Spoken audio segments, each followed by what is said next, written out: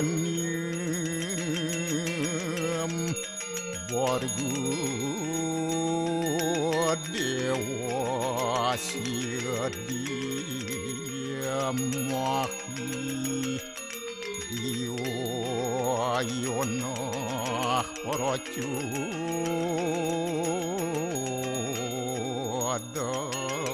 Adayat Om Narayanu Yawidam Sarum Yad Buatam Yastyabawiyam Neskalang Niranjan Niruya Kalpun Nirakyata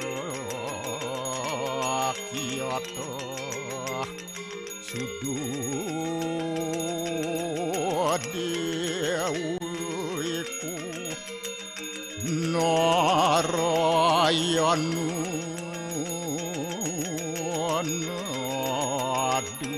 Naduyatyu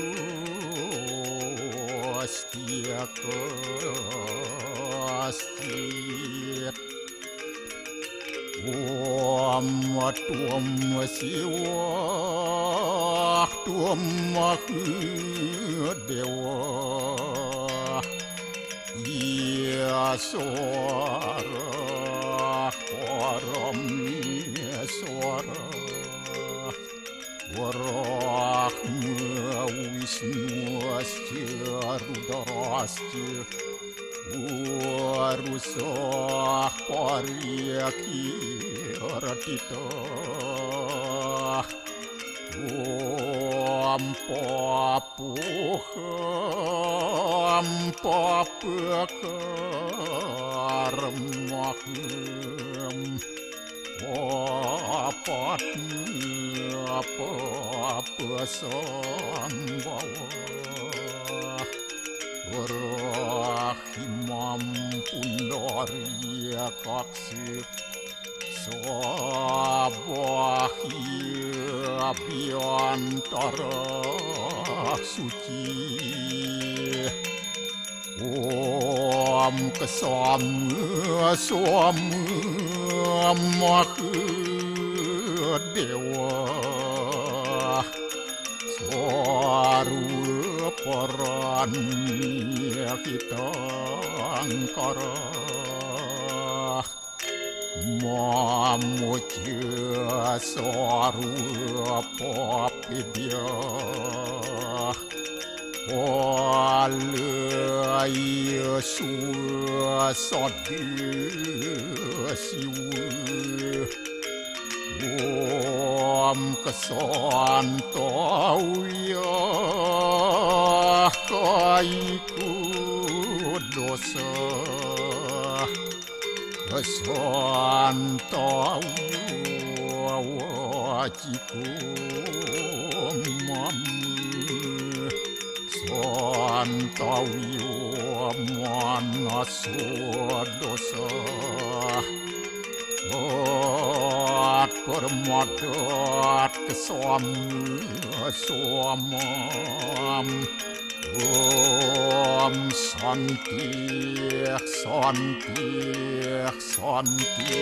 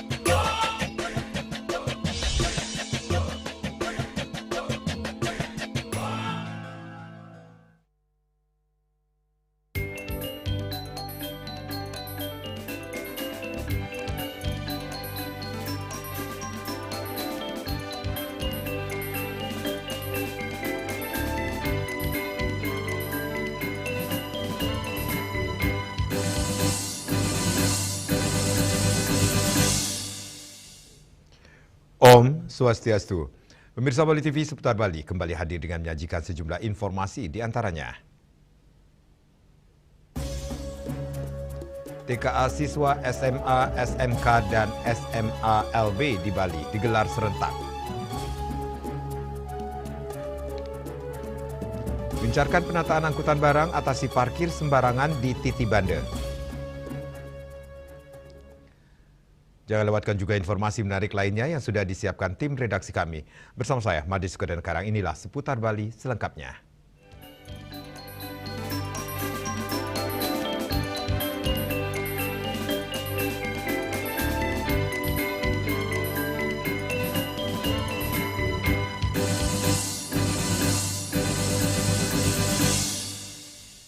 Pemirsa, sebanyak 456 sekolah tingkat SMA, SMK, dan SMA LB di Bali menggelar tes kompetensi akademik atau TKA secara serentak dari hari Senin hingga Kamis 6 November.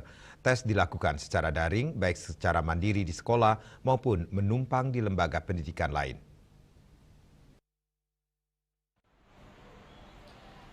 Dikutip dari balipos.com, data Dinas Pendidikan Provinsi Bali mencatat sebanyak 50.701 siswa mengikuti TKA tahun ini. Jumlah itu setara dengan 77,74% dari total 65.221 siswa SMA, SMK, dan SLB di seluruh Bali. Ada 3 mata pelajaran wajib yang diujikan dalam TKA, yakni matematika, bahasa Indonesia, dan bahasa Inggris. Selain itu terdapat 2 mata pelajaran pilihan yang dapat dipilih oleh siswa SMA, SMK. Dari pantauan tim Liputan Bali TV, sejumlah sekolah di Denpasar terpantau melaksanakan TKA sesuai jadwal.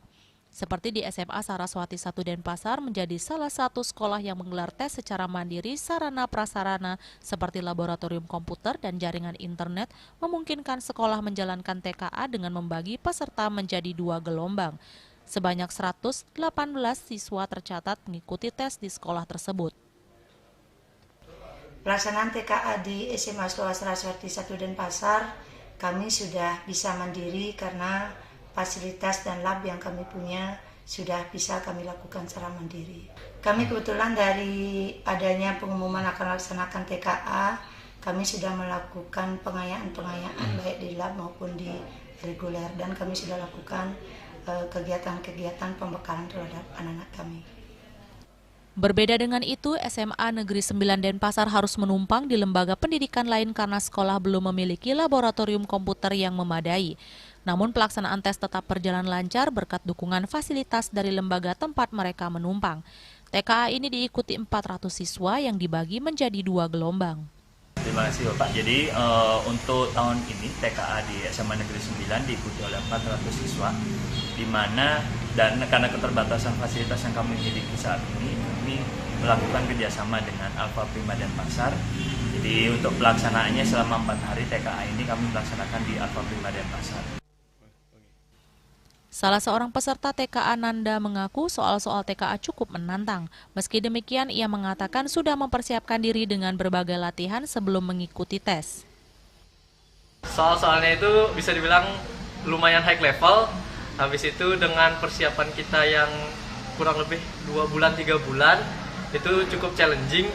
Yang dimana itu membuat sedikit kewalahan juga untuk ngerjain soalnya.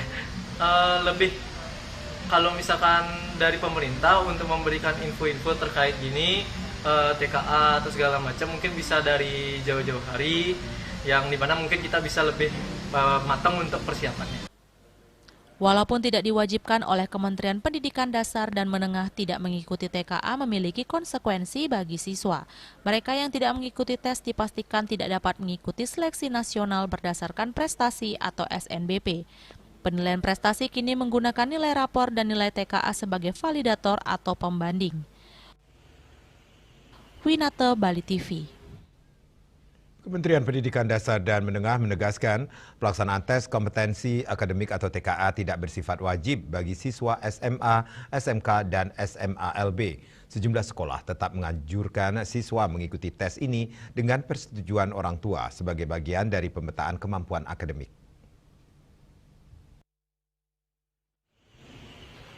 Kepala SMA Saraswati 1 Denpasar Ninyoman Janiartini menyampaikan pihaknya tetap mengimbau seluruh siswa untuk mengikuti TKA. Meskipun TKA tidak menentukan kelulusan, hasil tes ini memiliki konsekuensi penting untuk mengukur kemampuan akademik para siswa. Siswa yang tidak mengikuti TKA tidak dapat mengikuti seleksi masuk perguruan tinggi negeri jalur prestasi atau SNBP, karena penilaian SNBP kini menggunakan nilai rapor yang divalidasi dengan nilai TKA. Awal cerita yang kami sampaikan, setelah ada SK pelaksanaan TKA, kami sudah mengundang orang tua, menghadirkan orang tua menyampaikan informasi tersebut. Ternyata atas dukungan sepenuhnya dari orang tua, dengan membuat surat pernyataan, anak kita semua ikut. Harapan kami selaku kepala sekolah kepada siswa-siswi kami, bahwa satu, melalui TKA ini anak-anak kami mendapat sebagai tolak ukur atau validasi daripada nilai raport, dan selanjutnya apa yang dapat dari TKA ini bisa bekal untuk mencari perguruan tinggi. Hal senada disampaikan Wakil Kepala Sekolah Bidang Kurikulum SMA Negeri 9 Denpasar, Putu Deni Suhendra. Ia mengatakan seluruh siswa di sekolahnya mengikuti TKA karena tes ini menjadi tolak ukur kemampuan akademik meski tidak semua siswa akan melanjutkan pendidikan melalui jalur SNBP. Jadi sesuai dengan tujuannya sendiri, Pak. Jadi untuk TKA ini adalah memvalidasi nilai rapor. Jadi harapannya TKA ini dapat menunjukkan hasil belajar siswa secara nyata, secara objektif. Pelaksanaan TKA dilakukan secara mandiri di sekolah masing-masing dan sebagian harus menumpang ke lembaga pendidikan lain karena keterbatasan sarana. Sistem ujian dilakukan secara daring atau online. Berdasarkan data Dinas Pendidikan Provinsi Bali, sebanyak 456 sekolah SMA, SMK, SLB menyelenggarakan TKA tahun ini. Jumlah peserta tercatat 50.701 siswa atau 77,74% dari total 65.221 siswa tingkat SMA, SMK, SMA-LB di Bali. Winata, Bali TV. DPRD Kabupaten Badung kembali menggelar rapat paripurna ke-6 masa persidangan pertama tahun 2025 dengan agenda penyampaian pandangan umum fraksi-fraksi DPRD Kabupaten Badung. 3 fraksi yang menyampaikan pandangannya menerima dan menyetujui rancangan APBD tahun 2026 menjadi peraturan daerah untuk selanjutnya dapat diverifikasi oleh Gubernur. Ketiga fraksi tersebut juga menerima dan menyetujui raperda tentang pemberian insentif dan atau kemudahan penanaman modal untuk ditetapkan jadi peraturan daerah. Pandangan umum fraksi-fraksi terkait raperda tentang APBD tahun anggaran 2026 dan raperda tentang pemberian insentif dan atau kemudahan penanaman modal dibacakan oleh 3 perwakilan fraksi, yakni fraksi Partai Golkar, fraksi Partai Gerindra, dan fraksi PDI Perjuangan. Ketiga fraksi menyampaikan pandangan secara positif dengan masukan penyusunan APBD Kabupaten Badung harus didasarkan pada prinsip realisme fiskal, yakni kesesuaian antara kemampuan keuangan daerah dengan target pendapatan dan belanja yang direncanakan. Ketiga fraksi dapat menerima dan menyetujui rancangan APBD tahun 2026 menjadi peraturan daerah untuk selanjutnya dapat diverifikasi oleh Gubernur, sekaligus menerima dan menyetujui rancangan peraturan daerah tentang pemberian insentif dan atau kemudahan penanaman modal untuk ditetapkan menjadi peraturan daerah. Dengan catatan pemberian insentif sebaiknya tidak hanya berorientasi pada nilai investasi, tetapi juga pada kepatuhan terhadap rencana tata ruang wilayah atau RT/RW dan rencana detail tata ruang atau RDTR Kabupaten Badung. Nah, yang kedua ini saya kira nggak perlu kita bantah karena apa, memang sudah menjadi kewajiban daripada pemerintahan untuk memberikan kemudahan bagi para penanam modal atau yang berinvestasi di Badung. Karena itu sudah tertuang di dalam peraturan perundang-undangan, Undang-Undang Nomor 6 Tahun 2023, kemudian ada peraturan pemerintahnya Nomor 24 Tahun 2019, di mana diwajibkan ketika hal-hal seperti itu diwajibkan harus dibuat dalam bentuk peraturan daerah. Ya, Badung sudah melaksanakan itu. Kemudian mengenai APBD tahun 2026, saya kira teman-teman sudah mendengar, kemudian mendapatkan data juga dari teman-teman hasil pembahasan fraksi-fraksi ya.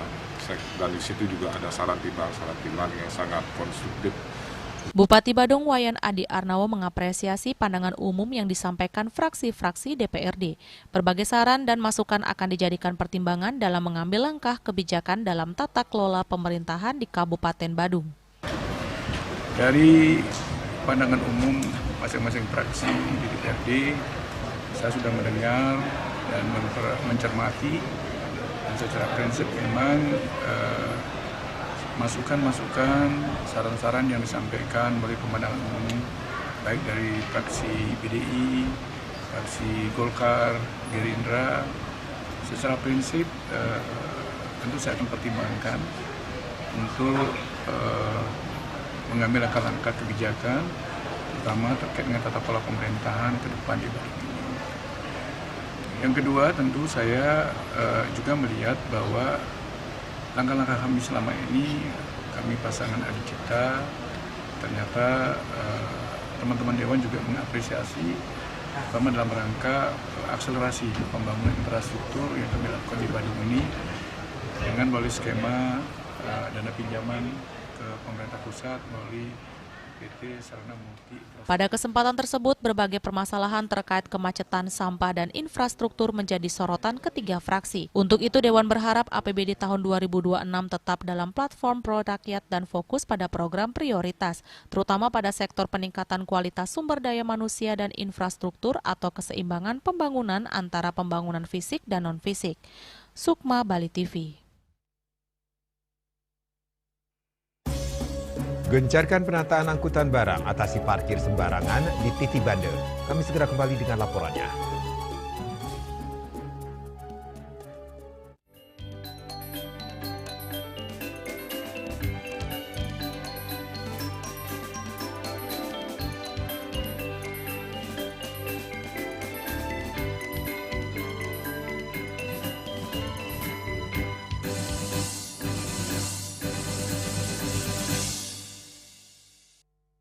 Ayo menangkan 5 kesempatan nonton bareng pertandingan bola 2026 di Amerika. Pemenang akan segera dipilih. Jangan sampai ketinggalan. Segera beli 5 bungkus kopi luwak apa saja. Upload ke sosial media, tag @kopiluwakofficial. Luwak hitam baru, nyaman di lambung, gak kemanisan. Ayo menangkan 5 kesempatan nonton bareng pertandingan bola 2026 di Amerika. Pemenang akan segera dipilih. Jangan sampai ketinggalan. Segera beli 5 bungkus kopi luwak apa saja. Upload ke sosial media, tag @kopiluwakofficial. Luwak hitam baru, nyaman di lambung, gak kemanisan.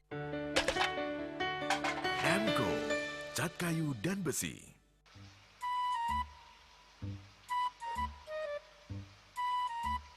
Loh, wah, nyai bengong len.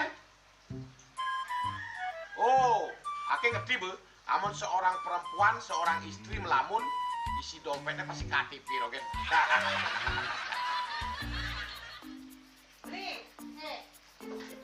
Awake hanya belajar lebih tenang menikmati hidup dengan proses tanpa harus protes. Loh, hidup itu adalah sebuah perjalanan, bukan perbandingan. Maka jangan pernah kamu bandingkan prosesmu dengan orang lain, karena kita berdiri di bumi yang sama dengan takdir yang berbeda. Oh, ini bertakdir awake nganten gak beli, saya proses tapi stres. Wah, mulai aku nyai, pede ya nyai. Ini pijit tangan lu, sakit lagi awak-awake. Apa? Mau pijat keke? Oh, mau pijat. Bawayan kayak dirungi, metajen, metuakan. Dan ini subane gelam kekene awake nih makata lo. Awake nih makata. Awake sing kodak, awake sing idawak kenjang, sing dang mijat. Loh, beli pergi karena tugas, pulang demi beras. Lelah itu wajar, tapi menyerah bukanlah jalan keluar. Semangat kone ngopi, kone ngama, wakilnya ceramah, jadi kayak presiden. Cuma sebelum lagi sih, kita nggak pakai.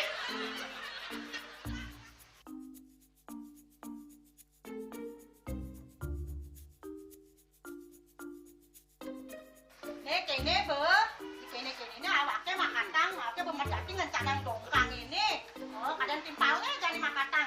Nyadap ke saya dirundungi wayan. Ini, ayo kemana jangan bicaranya nih lo. Ini siap bicetan awaknya jangan beli, lagi saya ada jangan. Wah, si lagi tinggal ada ngorek tempe semangatnya kangon. Melang saya beli ngomong, ini madan minyak gana pati. Aduh, sudah lo, besoknya beli lo. Pemelan nih. Pemelan, jangan nggak dikasih lagi sini. Apa dikasih lagi sini lo? Coba tinggalin. Ini di HP ini nah ada beli. Nak liu khasiatnya nih beli waktu nak nganggon minyak gana pati ada nih beli meringankan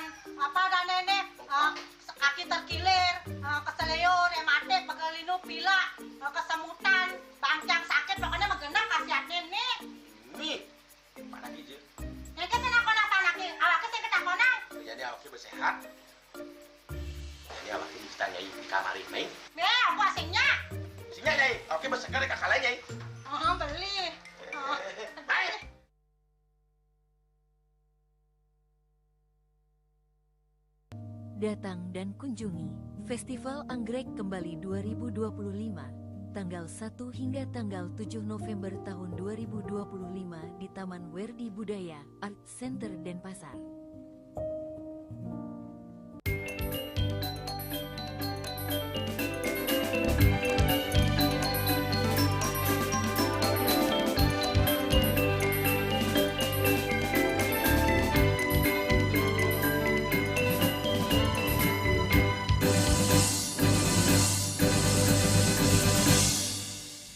Pemirsa, permasalahan truk yang parkir sembarangan di kawasan Titibanda Denpasar masih menjadi tantangan bagi ketertiban lalu lintas kota. Meskipun berbagai upaya penertiban telah dilakukan oleh Dinas Perhubungan di Subkota Denpasar bersama tim gabungan, perilaku sopir truk yang kerap memarkir kendaraan di bahu jalan menyebabkan kemacetan, kesemrautan, bahkan meningkatkan risiko kecelakaan. Menanggapi hal tersebut, pemerintah Kota Denpasar melalui Dinas Perhubungan terus melakukan langkah-langkah strategis untuk menata penyelenggaraan angkutan barang agar tidak menimbulkan gangguan di kawasan perkotaan. Salah satu langkah konkret yang ditempuh adalah menyiapkan pusat pergudangan sekaligus kantong parkir di kawasan kargo yang mampu menampung sekitar 60 truk setiap harinya dalam aktivitas bongkar muat. Kepala Dinas Perhubungan Kota Denpasar, Ketut Sriawan menjelaskan bahwa penanganan terminal barang saat ini merupakan kewenangan pemerintah pusat. Oleh karena itu, Pemkot Denpasar telah menjalin koordinasi dengan Kementerian Perhubungan melalui Balai Pengelola Transportasi Darat atau BPTD wilayah Bali. Pemkot mengusulkan agar terminal Mengwi dioptimalkan dengan pembagian fungsi setengah untuk angkutan barang dan setengah untuk angkutan penumpang, guna mengantisipasi peningkatan volume pergerakan kendaraan barang menuju pusat kota. Upaya ini juga diharapkan dapat menekan kepadatan kendaraan berat yang kerap memasuki wilayah pasar dan pusat kota Denpasar, mengingat daya tampung lahan di kota terbatas. Keberadaan fasilitas parkir yang representatif menjadi kebutuhan mendesak untuk mencegah penumpukan truk di tepi jalan. Karena dari segi penyelenggaraan angkutan barang, kita mendapat volume pergerakan yang cukup tinggi, daya tampung kami sedikit, kewenangan terbatas, dan di jalan sudah kami tertibkan, namun ini perlu kantong-kantong parkir yang ideal. Nah, kita lihat lahan di Mengwi cukup ideal, ini bisa kita koordinasikan seperti itu. Nah, ini harus terintegrasi, baik pemerintah pusat, provinsi maupun kota, untuk menyelesaikan permasalahan angkutan barang. Karena dari kita Kota Denpasar, seperti saya katakan tadi, penertiban sudah, uangnya sudah, namun karena volumenya tinggi perlu langkah-langkah terkolaborasi. Ya. Melalui sinergi yang solid serta pengawasan berkelanjutan, diharapkan persoalan truk parkir sembarangan di Titibanda dapat segera diatasi. Selain menciptakan ketertiban lalu lintas, langkah ini juga mendukung mobilitas logistik yang lebih efisien serta meningkatkan kenyamanan masyarakat pengguna jalan di Kota Denpasar. Yana, Bali TV. Pemerintah Kota Denpasar terus mendorong agar pengelolaan Pelabuhan Sanur diserahkan dari pemerintah pusat kepada pemerintah daerah. Upaya ini dilakukan karena pelabuhan tersebut berada di wilayah Kota Denpasar dan pemerintah kota memiliki kontribusi besar dalam proses pembangunannya, termasuk penyediaan lahan, penyusunan kajian teknis, dan penyiapan sumber daya manusia untuk pengelolaan. Kepala Dinas Perhubungan Kadishub Kota Denpasar, Ketut Sriawan menjelaskan bahwa pembangunan pelabuhan laut pengumpan lokal Sanur selama ini telah terselesaikan melalui kerja kolaboratif antara berbagai pihak. Pemerintah Kota Denpasar sebelumnya menyiapkan lahan, menyusun kajian Feasibility Study atau FS dan rencana induk pelabuhan atau RIP. Pemerintah Provinsi Bali melalui gubernur memfasilitasi pengajuan dana dari APBN, sementara pembangunan fisik dilaksanakan oleh kementerian terkait. Menurut Sriawan, sesuai dengan amanat Undang-Undang Nomor 23 Tahun 2014 tentang pemerintahan daerah, pengelolaan pelabuhan seharusnya dikembalikan kepada pemerintah daerah. Hal ini karena lahan pembangunan pelabuhan merupakan hasil kerjasama antara Pemkot Denpasar, Desa Adat, dan Desa Dinas yang sejak awal menjadi bagian dari komitmen bersama dalam mendorong pertumbuhan ekonomi di tingkat desa. Lebih lanjut, Sriawan menilai bahwa potensi pendapatan asli daerah PAD dari pengelolaan Pelabuhan Sanur sangat besar. Terlebih saat ini dana transfer dari pemerintah pusat ke daerah mengalami penurunan.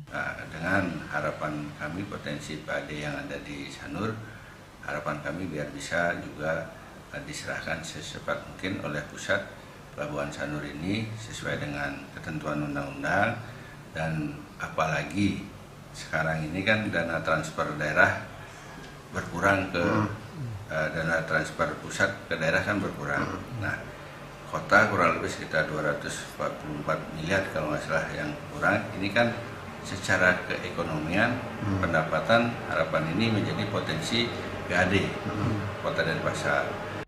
Dengan sinergi yang baik antara pemerintah daerah, provinsi, dan pusat, pengelolaan Pelabuhan Sanur diharapkan menjadi model pengelolaan pelabuhan yang terintegrasi dan efisien. Selain memperkuat pelayanan publik, pengelolaan yang optimal juga akan memberikan dampak nyata terhadap peningkatan PAD dan pertumbuhan ekonomi berbasis pariwisata di Kota Denpasar.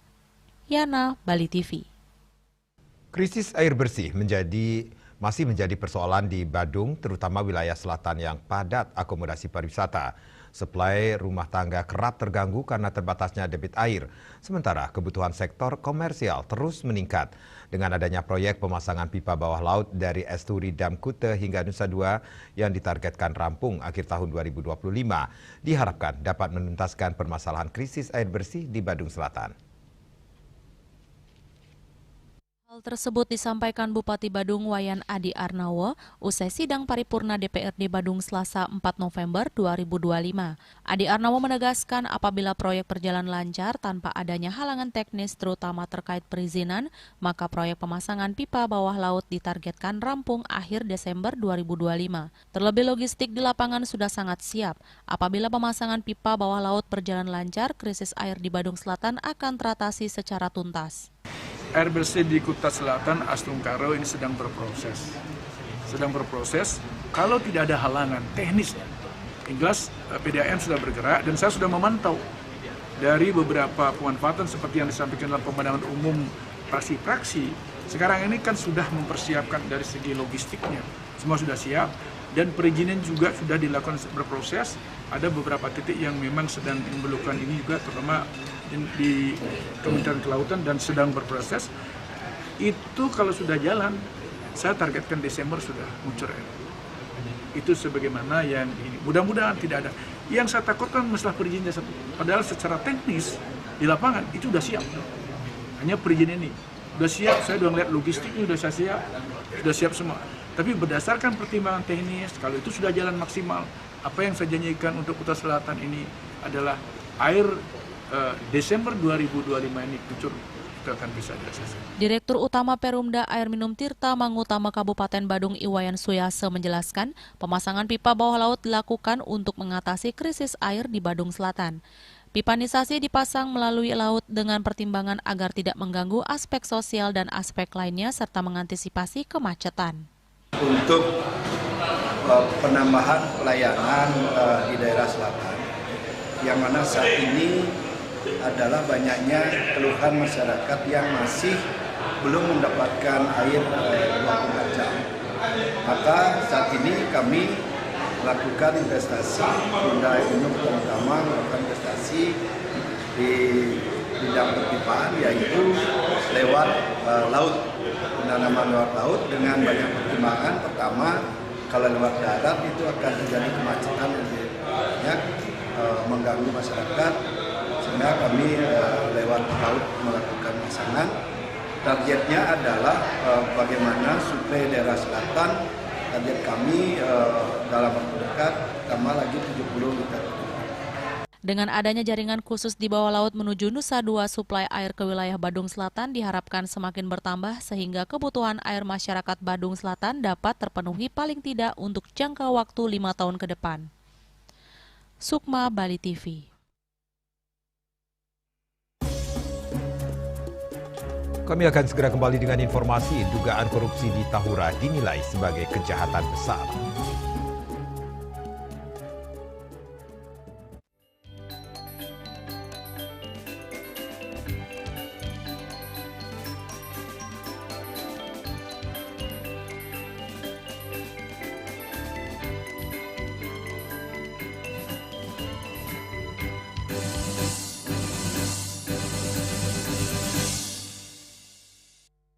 Ayo menangkan 5 kesempatan nonton bareng pertandingan bola 2026 di Amerika. Pemenang akan segera dipilih. Jangan sampai ketinggalan. Segera beli 5 bungkus kopi luwak apa saja. Upload ke sosial media, tag @kopiluwakofficial. Luwak hitam baru, nyaman di lambung, gak kemanisan. Ayo menangkan 5 kesempatan nonton bareng pertandingan bola 2026 di Amerika. Pemenang akan segera dipilih. Jangan sampai ketinggalan. Segera beli 5 bungkus kopi luwak apa saja. Upload ke sosial media, tag @kopiluwakofficial. Luwak hitam baru, nyaman di lambung, gak kemanisan.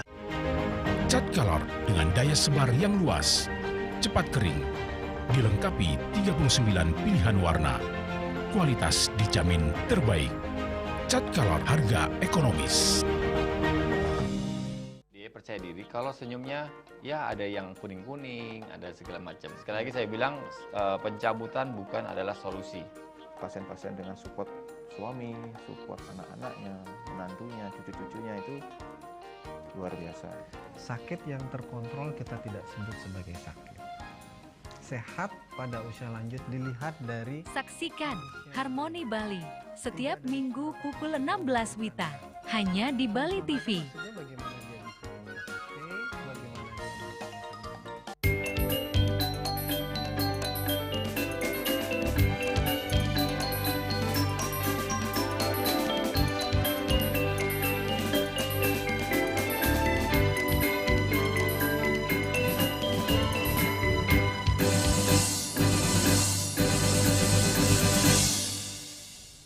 Pemirsa, adanya dugaan pelanggaran secara masif di Tahura yang mengarah ke korupsi dan kini kasusnya ditangani pihak Kejaksaan Tinggi dinilai merupakan kejahatan besar.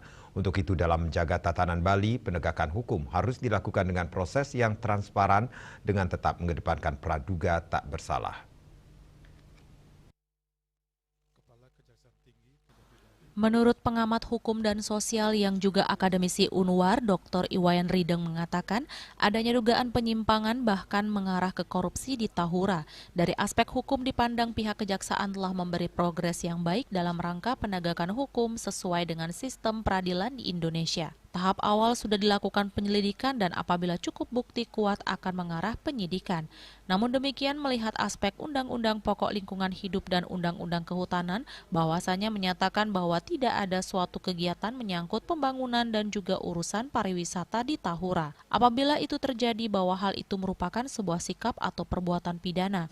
Ditambahkan apabila dugaan ini benar, barang tentu tetap mengedepankan aspek praduga tak bersalah serta transparansi di bidang penyidikan. Proses penegakan hukum tentunya melibatkan banyak stakeholder seperti pemerhati lingkungan maupun desa adat yang menjadi perbatasan Tahura tersebut. Serta pentingnya menyampaikan kepada publik apabila dalam penyidikan terdapat tersangka. Dari aspek hukum tentu kita melihat aspek yang berkaitan dengan pelanggaran baik itu Undang-Undang Pokok Lingkungan Hidup dan juga Undang-Undang Kehutanan. Karena di dalam Undang-Undang Kehutanan menyatakan bahwasanya tidak ada suatu kegiatan baik itu menyangkut terhadap pembangunan dan juga urusan pariwisata. Bila mana itu terjadi tentu sebagai sebuah sikap atau perbuatan yang melanggar atau sebagai sebuah tindak pidana. Tentu dari aspek hukum ini kan tentu tetap mengedepankan praduga tak bersalah. Tetapi indikasi mengarah terhadap adanya tindak pidana, langkah-langkah yang perlu dilakukan adalah barangkali di era sekarang adalah transparansi di bidang melakukan penyidikan. Proses penegakan hukum itu tentu juga melibatkan berbagai stakeholder. Ditambahkan dugaan korupsi di Tahura ini dinilai sebagai kejahatan besar sebagai bentuk pelanggaran masif yang dapat mengakibatkan dampak yang luas seperti kerusakan lingkungan hidup serta melanggar banyak aturan. Yang di Nusa Tatanan itu kan sebagai sebuah kejahatan besar atau bertubi-tubinya tindak pidana dilakukan yang itu masif akibatnya, itu merupakan kejahatan besar atau barangkali sebagai land kriminal. Jadi kriminal tentang pertanahan. Satu, kriminal tentang kehutanan, kriminal tentang pengairan. Banyak sekali, tidak satu, sehingga itu bisa diakumulasikan sebagai sebuah kejahatan besar. Raiswantara, Bali TV. Seorang nelayan berhasil diselamatkan tim SAR setelah perahunya nyaris tenggelam di perairan Batu Abah, Nusa Penida.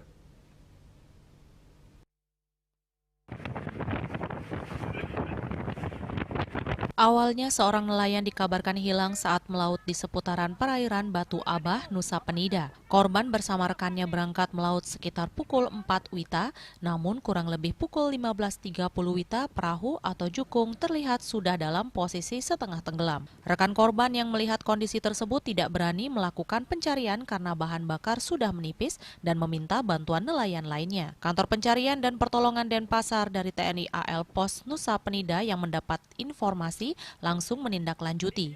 Identitas korban diketahui bernama Imade Sunia, 42 tahun, warga Dusun Karangsari, Desa Suwane, Kecamatan Nusa Penida, Kabupaten Klungkung. 5 personel dari unit siaga SAR Nusa Penida menggunakan rigid inflatable boat atau RIB dan dibantu 2 unit cukung nelayan lainnya melakukan pencarian. Saat itu di lokasi terjadi hujan ringan dan ketinggian ombak 0,5 meter hingga 1 meter. Sekitar pukul 18.10 WITA akhirnya korban berhasil ditemukan di perairan Batu Abah, Kecamatan Nusa Penida, yakni kurang lebih 100 meter dari lokasi kejadian dalam keadaan selamat.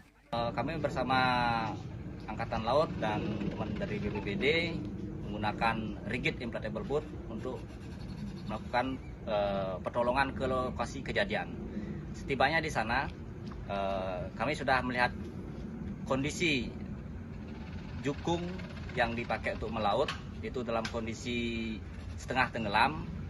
Untuk korbannya selamat, dibantu sama rekan-rekannya karena pada saat melaut ada rekan-rekannya yang ikut melaut, jadi korban berhasil diselamatkan. Berselang 1 jam akhirnya korban tiba di pantai Dusun Karangsari, Desa Suwane, selanjutnya diserahkan kepada pihak keluarga. Dalam penyelamatan ini unsur SAR yang terlibat diantaranya unit siaga SAR Nusa Penida, TNI AL Pos Nusa Penida, BPBD Klungkung, dan nelayan setempat. Raiswantara, Bali TV.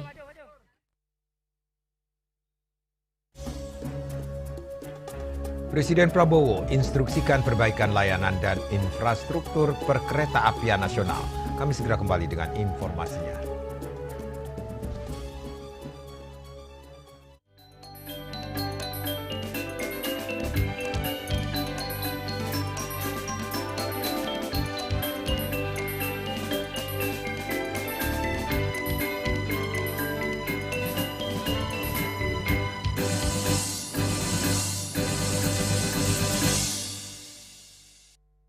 Ayo menangkan 5 kesempatan nonton bareng pertandingan bola 2026 di Amerika. Pemenang akan segera dipilih. Jangan sampai ketinggalan. Segera beli 5 bungkus kopi luwak apa saja. Upload ke sosial media, tag @kopiluwakofficial. Luwak hitam baru, nyaman di lambung, gak kemanisan. Ayo menangkan 5 kesempatan nonton bareng pertandingan bola 2026 di Amerika. Pemenang akan segera dipilih. Jangan sampai ketinggalan. Segera beli 5 bungkus kopi luwak apa saja. Upload ke sosial media, tag @kopiluwakofficial. Luwak hitam baru, nyaman di lambung, gak kemanisan.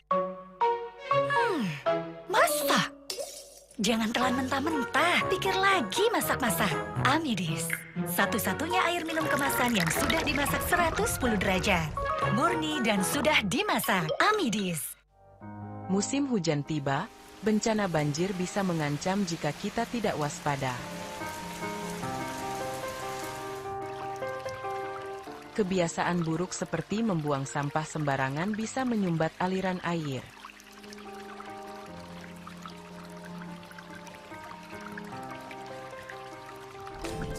Kita bisa mencegah banjir dengan bergotong royong, menjaga selokan bersih, dan menanam pohon.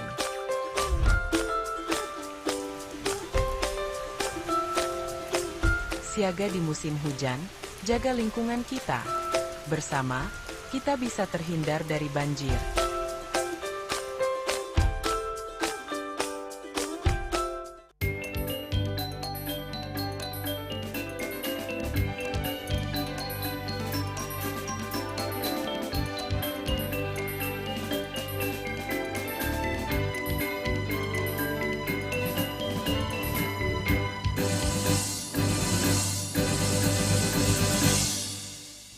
Pemirsa, Presiden Prabowo Subianto memanggil Direktur Utama PT Kereta Api Indonesia, Bobi Rashidin, ke Istana Merdeka, Jakarta. Dalam pertemuan tersebut, Presiden Prabowo memberikan sejumlah arahan penting terkait peningkatan kualitas layanan transportasi massal berbasis kereta api di seluruh wilayah Indonesia.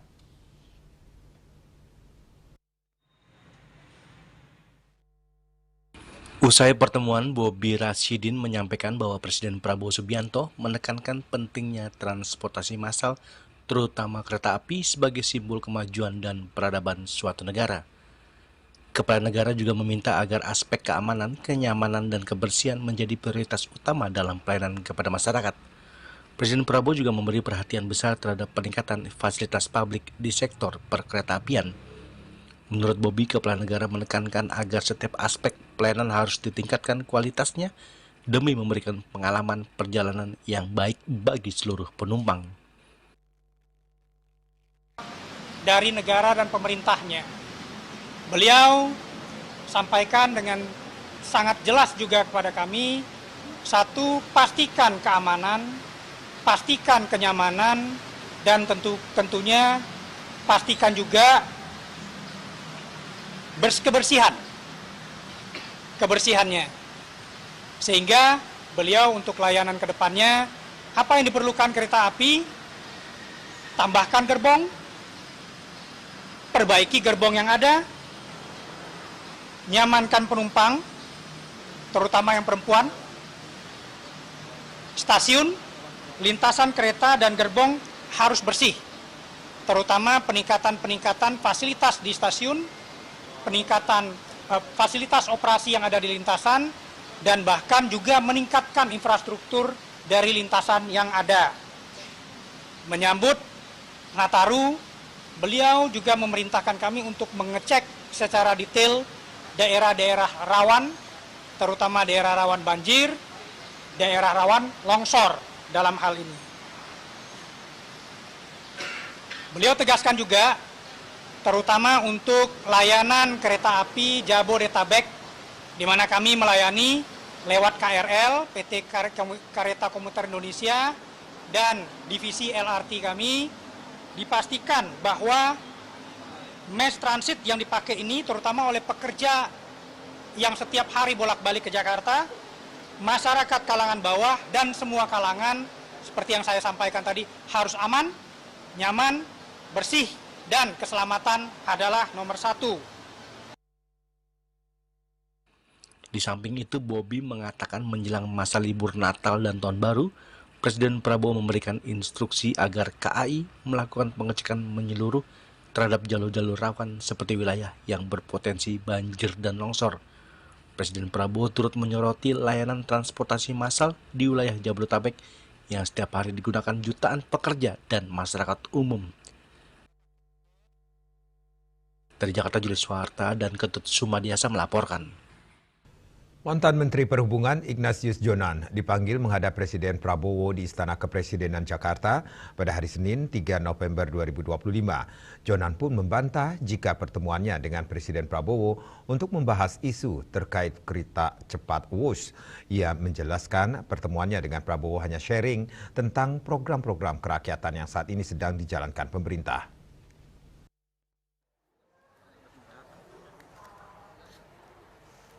Di tengah polemik utang proyek kereta cepat Wush, mantan Menteri Perhubungan Ignatius Jonan hadir memenuhi panggilan Presiden Prabowo di Istana Kepresidenan Jakarta pada Senin 3 November. Jonan hadir mengenakan jas lengkap sembari membawa tas jinjing.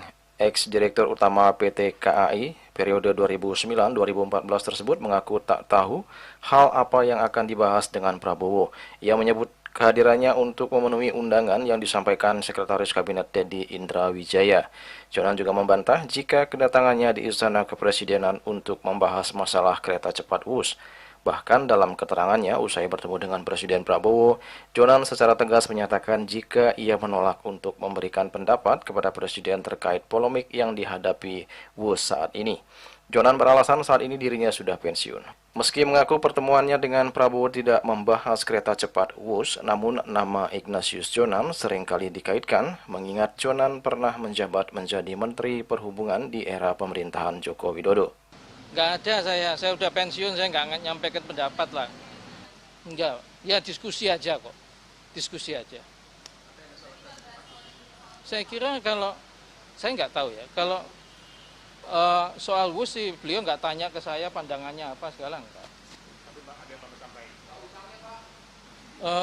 Ya nggak ada sama sekali dibahas. Saya pikir sih mestinya beliau kan pasti punya kebijakan sendiri ya mengenai ini kan ya kan busnya sendiri kalau secara operasional bagus. Kalau yang lain-lain ya mungkin tanya beliau sendiri deh.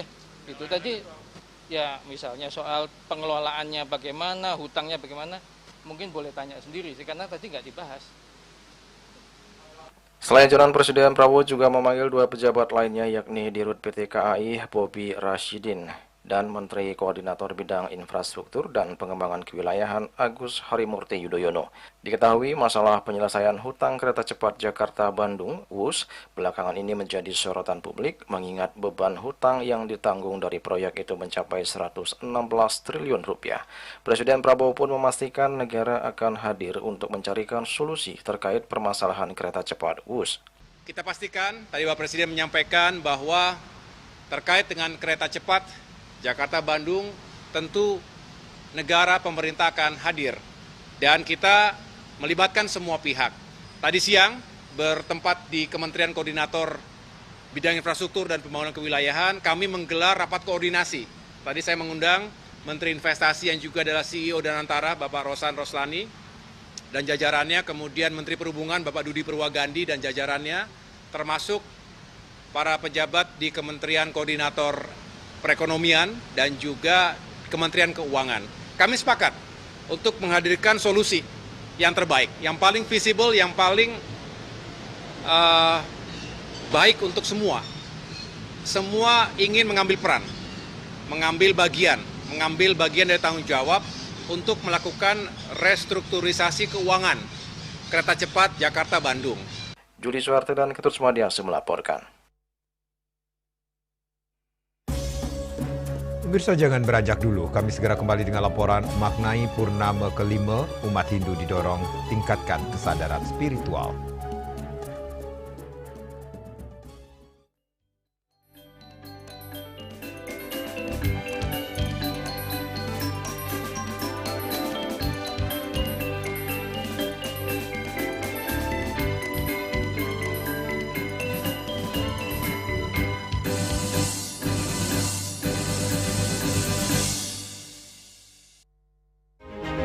Cat Color dengan daya sebar yang luas, cepat kering, dilengkapi 39 pilihan warna. Kualitas dijamin terbaik. Cat Color harga ekonomis. Tingkat emisi global dari mobil adalah ancaman serius. Pencemaran udara termasuk debu halus yang diakibatkan oleh mobil dianggap sebagai masalah serius bagi masa depan kita. Mr. An Jong-sin, seorang presiden, sang penemu, mengembangkan teknologi melalui penelitian luas. Plough My Eco adalah hasil akhir dari penelitiannya. Plough My Eco adalah produk inovatif yang menciptakan lingkungan di mana penghematan bahan bakar antara 10 hingga 15% dan pengurangan emisi 50 hingga 70% mungkin tercapai. Mereka berkomitmen untuk terus berusaha mengurangi polusi udara di planet kita yang diakibatkan oleh mesin pembakaran dalam. Sebuah teknologi yang mengoptimalkan bahan bakar di mesin pembakaran dalam. Plough My Eco.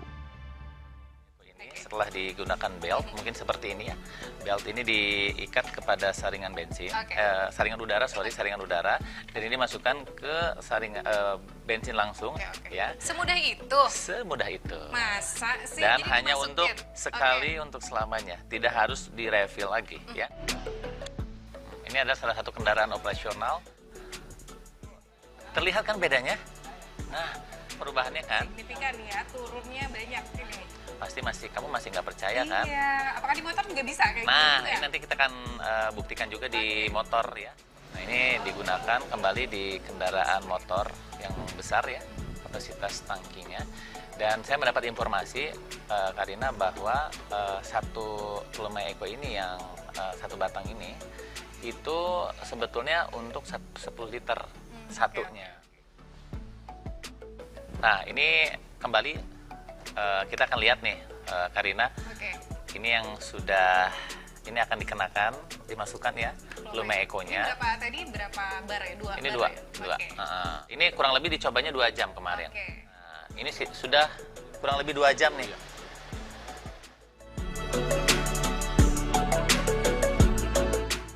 Sebuah teknologi yang mengoptimalkan bahan bakar di mesin pembakaran dalam. Laumai Eko.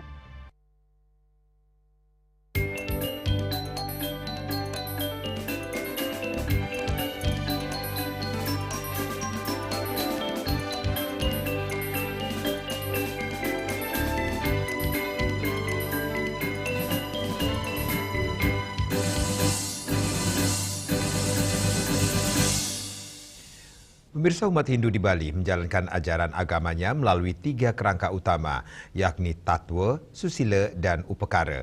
Dari ketiganya, aspek Upakara menjadi praktik yang paling dominan dalam kehidupan sehari-hari yang diwujudkan melalui berbagai upacara dan upakara. Salah satu momen penting dalam siklus keagamaan Hindu adalah Purnama kelima yang diperingati dengan penuh kesakralan oleh umat Hindu di seluruh Bali. Secara ritual, umat Hindu mengaturkan upakara sebagaimana mestinya, minimal canang sari atau lebih tinggi lagi pejati sesuai kemampuan dan keyakinan masing-masing. Purnama memiliki makna spiritual yang mendalam. Bulan penuh melambangkan kesempurnaan alam semesta serta puncak kekuatan kosmis yang membangkitkan energi, baik secara spiritual maupun emosional. Purnama itu adalah simbol dari kesempurnaan alam dan energi spiritual. Saat itu sangat baik bagi umat untuk memperkuat emosi keagamaan dan kesadaran spiritual. Oleh karena itu, setidaknya ada 4 dimensi yang bisa dilakukan umat Hindu tatkala datangnya menyambut, melaksanakan ritual di saat bulan purnama. Pertama ada dimensi ritual, itu sudah pasti seperti disebutkan tadi, momentum religius umat Hindu mengaturkan persembahan, lalu dilanjutkan dengan persembahyangan. Itu secara dimensi ritual. Yang penting sebenarnya adalah dimensi intelektual. Karena simbol dari bulan matahari karakteristiknya adalah membawa sinar terang, pencerahan, kejernihan pikiran dan batin. Karena itu tidak hanya sebatas ritual, sebenarnya umat Hindu yang dilakukan meningkat dari ritual ke intelektual. Kemudian implementasinya dalam kehidupan nyata turun ke dimensi sosial. Ya, tidak ada artinya jika ritual itu semakin tinggi, semakin meningkat frekuensi dan durasinya, jika di tataran humani, kemanusiaan rendah. Karena itu ada dimensi sosial di saat rainan Purnama terutama, yaitu melaksanakan kewajiban Dano Punya. Lebih lanjut, Ketut Widana menekankan bahwa Purnama kelima bukan sekedar momen ritual, tetapi juga kesempatan bagi umat Hindu untuk melakukan pendakian spiritual. Ada 4 dimensi yang dapat dilakukan, yaitu dimensi ritual, intelektual, sosial, dan spiritual. Puncaknya adalah kesadaran spiritual di mana manusia menyadari hakikat sejatinya sebagai atma yang bersumber dari Tuhan. Ia menambahkan di saat bulan purnama sangat baik dilakukan berbagai laku spiritual seperti meditasi, samadhi, tapa brata yoga samadhi, guna menyucikan diri lahir dan batin serta meningkatkan kesadaran diri menuju kesejatian sang atma. Kesadaran sejati adalah menyadari bahwa jiwa kita berasal dari Tuhan dan tujuan akhir kehidupan adalah kembali pada sang kekal melalui jalan spiritual. Ketut Widana mengingatkan bahwa kesadaran umat Hindu tidak boleh berhenti pada tataran simbolik semata, baik pada saat purnama, tilem, kajeng kliwon, maupun menjelang galungan dan kuningan. Umat perlu meningkatkan pemahaman spiritualnya. Jangan berhenti pada bersifat dualistis dan seremonial, tapi terus naik ke tingkat intelektual, sosial, hingga spiritual. Itulah sejatinya makna dari setiap rerahinan, khususnya purnama kelima. Hendra, Bali TV. Pemirsa, percepatan pembangunan infrastruktur, khususnya pembangunan jembatan Tukat Angsangan, menjadi proyek strategis untuk memperkuat konektivitas antar wilayah, khususnya di kawasan wisata Lovina. Konektivitas sangat penting mengingat Lovina merupakan sebagai salah satu daerah tujuan wisata di Buleleng. Perbaikan jembatan ini dilakukan karena sering terjadi banjir saat musim hujan yang mengganggu akses masyarakat menuju pantai. Bupati Buleleng Nyoman Sucidra menyebut jembatan tersebut akan menjadi akses utama menuju Pantai Binaria Lovina yang tengah disiapkan menjadi kawasan wisata terintegrasi dengan fasilitas pendukung seperti area parkir dan toilet umum. Nah sekarang setelah beberapa tahun ini kita mulai revitalisasi penggantian jembatan. Kita tinggikan sehingga nanti aksesnya lebih bagus lagi. Akses lebih bagus, kemudian itu juga menuju ke pantai arah Binaria, Pantai Binaria di Lovina, sehingga nanti rencananya kalau misalkan akses ini bagus, jadi salah satu akses yang resmi dari pengunjung-pengunjung yang akan ke Pantai Binaria. Sementara Kadis Pekerjaan Umum dan Tata Ruang PUTR Buleleng Putu Adipta Putra menjelaskan kekuatan struktur jembatan disesuaikan dengan lokasi. Revitalisasi dan jembatan yang lebih tinggi akan membuat akses lebih aman dan nyaman. Jadi kita kan juga evaluasi kan. Kalau bikin jembatan itu harus dievaluasi pel banjir sampai di mana. Kita udah angkat 1 meter ke atas. Jadi kita udah cek ke belakang ada sejarah-sejarah banjir agar nanti aman jembatan kita. Yasari Yuli, Bali TV. Dan kini kami sampaikan informasi perakhiran cuaca untuk kabupaten kota di Bali.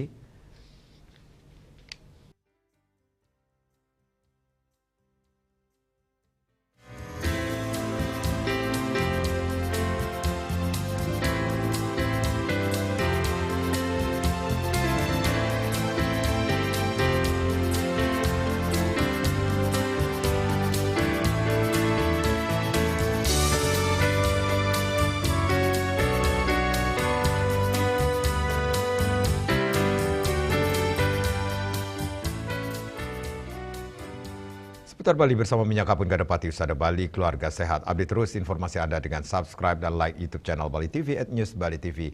Mewakili redaksi yang bertugas, saya Madi Sukadana Karang pamit undur. Terima kasih atas perhatian Anda dan sampai jumpa. Om Santi Santi Santi Om.